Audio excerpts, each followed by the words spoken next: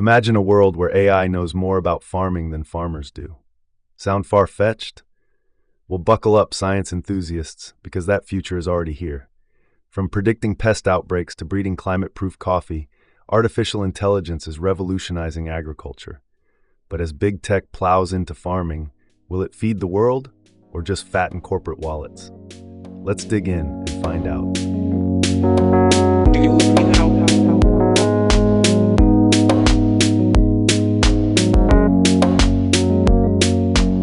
Hello, my curious crop of knowledge seekers. Theodore here, ready to take you on a wild ride through the fields of AI-powered agriculture. Today, we're exploring how artificial intelligence is transforming the way we grow food, for better or worse. We'll look at how companies like Starbucks are using AI to create climate-resistant coffee, and we'll ask the tough questions about what this means for small farmers and global food security. So grab your virtual pitchforks, and let's harvest some high-tech agricultural insights.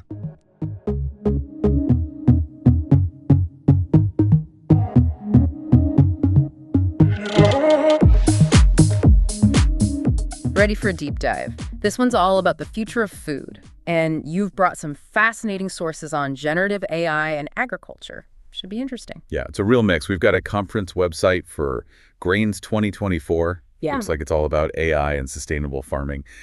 And then there's this press release, kind of sobering, from the IUCN, the International Union for Conservation of Nature. IUCN, yeah. They're ringing alarm bells about agriculture and biodiversity, right? That's the one. But hey, before we get into that, let's talk about this Grains conference. Generative AI for Nurturing Sustainable Agriculture. Catchy title. It is. What can you tell us about it? What makes this conference so important? Well, generative AI is kind of like the big thing in AI right now, and when you look at what it could do for agriculture, it's easy to see why. Think about this. Instead of just analyzing data like we used to predict crop yields, we're talking about AI that can simulate a whole season of crop growth, with different conditions and everything, without even planting a single seed. Wow, that's wild. But how does that actually help farmers, like in the real world? Well, imagine what this kind of simulation could do for research. We could test new crops, like drought-resistant varieties, in different soils with different rainfall. It could really speed up the development of crops that can handle a changing climate. Makes sense. So this is something the folks at Grains 2024 are excited about. Oh, absolutely. They're really diving into how generative AI can optimize how we use resources, how to predict stuff like weather patterns and pest outbreaks, even how we breed crops for better traits. Like they're writing the rule book for the future of farming. And the fact that it's hosted by INSAI, the Indian Society of Agricultural Information Technology, that says something about how big this is. For sure.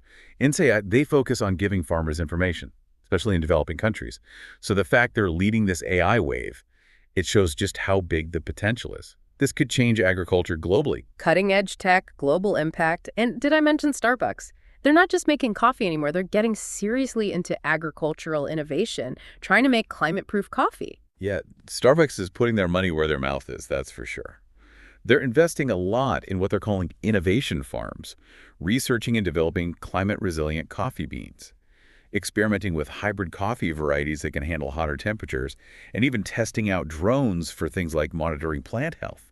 Drones on coffee farms, things are getting seriously futuristic. So what's the deal with drones in agriculture? What can they do? It's all about precision farming. Yeah. These aren't just any drones. They've got sensors, cameras, and they can gather incredibly detailed info about the crops, the environment, all of it. Then that data goes into AI algorithms, and that's where it gets really interesting. They can identify things like nutrient deficiencies, signs of disease, even predict when a crop needs water. So they don't just water the whole field, they can target specific areas. Exactly. Using technology to use resources better, it's a win for the farmers and the planet. That's huge, especially with climate change making water even more important. Right, and this actually ties back into that IUCN report we talked about earlier, the one where they're raising concerns about agriculture's impact on biodiversity. One of their big points is that unsustainable farming is contributing to the extinction crisis. So we need more food for a growing population, but how we're farming is hurting the planet. How does AI fit in? That's the big question. The IUCN report, it suggests that AI could actually bridge that gap. It could help us develop farming that's more sustainable, more efficient, produce more on less land, rely less on pesticides and fertilizers and reduce the pressure on biodiversity. It's a huge challenge. Sounds like it. But the benefits would be enormous if we could pull it off. Absolutely. Yeah. And it's not even just about protecting wildlife. The report points out that healthy biodiverse ecosystems are really important for agriculture itself. Things like pollination, pest control, good soil, it's all connected. So we're not just saving the planet, we're saving agriculture too. Exactly. And that leads us to another big player, farmers. They're on the front line, so whether they adopt these technologies is going to be crucial. Which is where that Brownfield Ag News article comes in, right? Yeah. It sounded like farmers are interested in sustainable agriculture, but they need the right tools and support. Right on. The article says farmers are open to new technology, but there are barriers. Cost, how complex it is, not having enough information. That's where I think generative AI could be a game changer. It's like giving them superpowers. I like that. Imagine farmers having instant data about their soil, super localized weather forecasts, and AI telling them the best time to plant and how to use their resources. That would be incredible. Really empowering. It would. But like with anything powerful, there are downsides, ethical things we need to consider. Yeah, and I'm really interested in unpacking those. And with AI in agriculture, one of the big worries is that it could actually make inequality worse. You mean not everyone benefits equally? Or some people get left behind? Exactly. Imagine only the big agricultural corporations can afford the best AI tools. Smaller farms, especially in developing countries, they'd have a hard time competing. It could mean even more power and resources for just a few. Yeah, I see what you mean. Like with any new technology, if it widens the gap between the rich and the poor, that's a problem. It is. And then there's the question of jobs. What happens if AI automates a lot of farm work? Millions of people rely on those jobs. That's a really good point. We get so caught up in the robots and drones, we forget about the people. Are there solutions for that? Well, some people say AI will actually create new jobs in agriculture, but they'll be different. We'll need people to develop the AI, analyze the data, and train others to use it. So not replacing jobs, just changing what those jobs look like. Yeah, exactly. It's about making sure people have the skills for this new kind of agriculture. Okay, that makes sense. But what about all the data involved? AI needs information, right? Like the soil, the weather, what farmers are growing. That's a lot of data. Doesn't that raise privacy concerns? Huge concerns. Yeah. Data privacy is a big deal everywhere, not just in agriculture. But when it's about something as important as food, well, the stakes are higher. Who owns that data? How is it being used? Are there safeguards to stop people from misusing it? So it's not just about the AI itself, it's about having ethical rules for how we use it. Exactly. And that's where it gets really interesting. We're new territory here. How do you make rules for something that's changing so fast? How do you make sure it's transparent and accountable when it can feel like a black box? Sounds like we need a whole new rule book. We might. The good news is people are talking about this. Policymakers, researchers, even tech companies, they're all trying to figure out these ethical dilemmas. That's good to hear. Okay, so we talked about some potential downsides, but what about the positives? Like, how can AI actually help farmers? The Grains Conference website had some interesting examples. Right. We talked about the drones and precision farming, but there's also AI-powered disease and pest detection, which is huge. Okay, how does that work? Does it just tell you when to use pesticides? Even better. Imagine a system that looks at images of crops from drones or even smartphones. It can spot tiny signs of disease or pests, often before you can even see them yourself. Wow, seriously. So you can deal with problems before they get bad. Exactly. All right, my data-driven cultivators. Let's break this down. Imagine your garden, but instead of you deciding when to water or fertilize, you've got a super smart robot doing it. That's basically what's happening here, but on a massive scale. These AI systems are like hyper-observant gardeners, noticing things we can't see and making decisions based on mountains of data. It's like giving farmers a superpower, the ability to know exactly what every plant needs when it needs it. Pretty wild, right? Early detection is key. It means faster action, less damage to crops, lower costs for farmers, and less need for pesticides, which is better for the environment. Like having a 204/7 crop doctor on call? Amazing. What about efficiency? Are there other ways AI helps with that? Absolutely. Even something like irrigation. AI can look at weather forecasts, data from soil sensors, even satellite images, and figure out exactly how much water each part of a field needs. Wow, so no more guesswork, it's all data-driven. Exactly. Yeah. And then there's AI for faster crop breeding. Traditional methods, they can take years, even decades, to get new varieties with the traits you want. But AI can analyze tons of genetic data, find promising candidates, and predict how different crosses will turn out.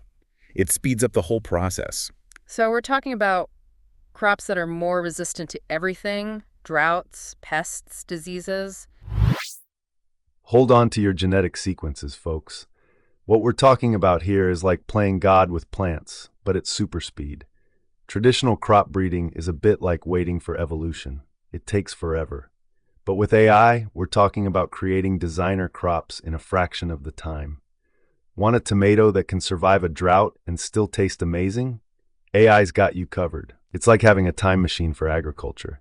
The question is, are we ready for the consequences of this agricultural fast forward?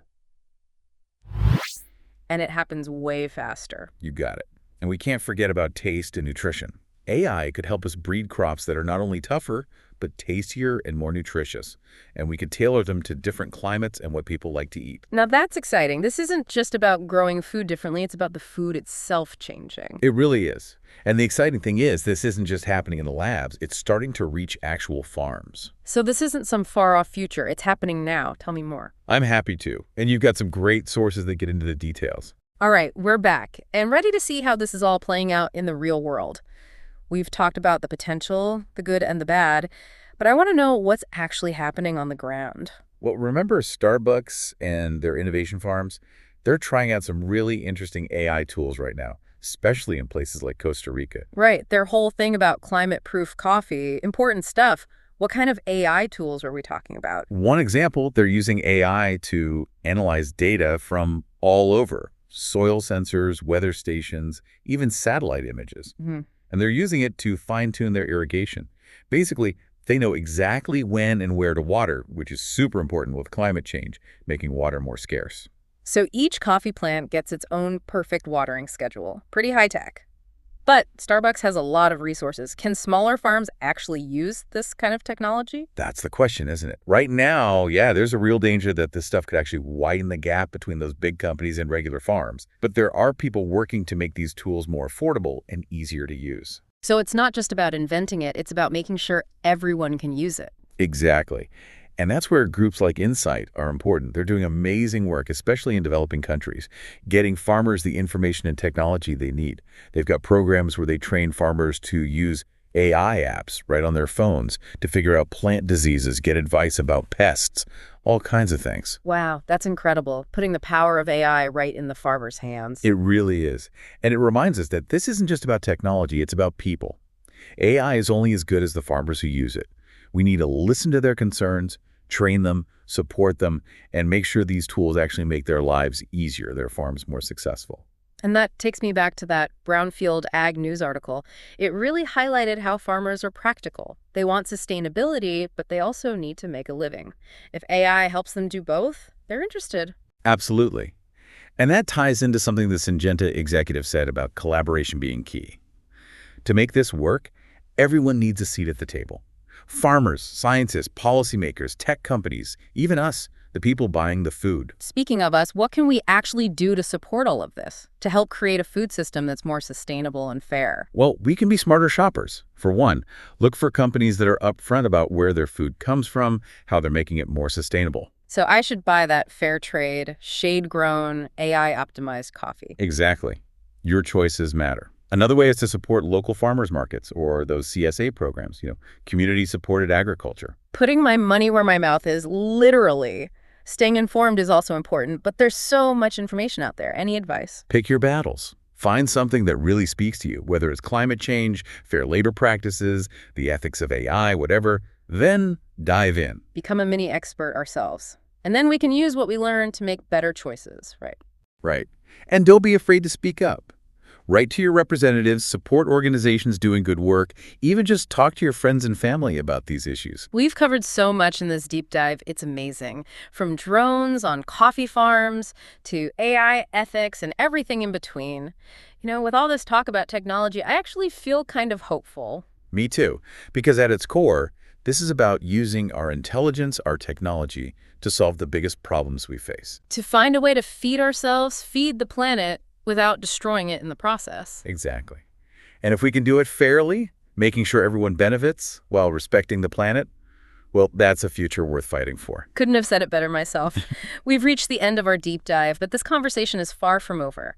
Keep asking questions, keep learning, keep those seeds of curiosity and action alive. Well said. Who knows?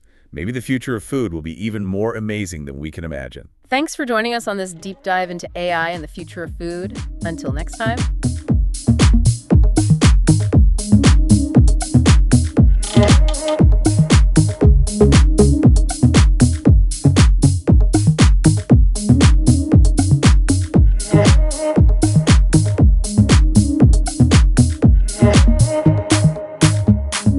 Well, my agronomic adventurers, we've tilled the soil of AI agriculture, and what a harvest it's been. From drones patrolling coffee plantations to algorithms breeding supercrops, the future of farming is looking decidedly high-tech. But remember, with great power comes great responsibility. As we embrace these innovations, we need to ensure they benefit not just big corporations, but small farmers and consumers too. So next time you bite into an apple or sip your coffee, take a moment to wonder, did AI help grow this, and is that a good thing? Keep questioning, keep learning, and most importantly, keep being awesome. This is Theodore, signing off and reminding you that in the grand farm of life, curiosity is the best crop of all.